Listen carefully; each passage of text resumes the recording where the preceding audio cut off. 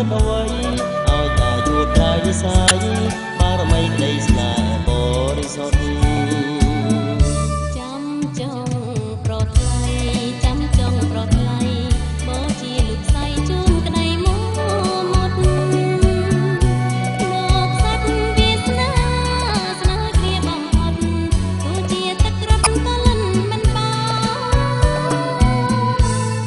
ជំនោថ្មី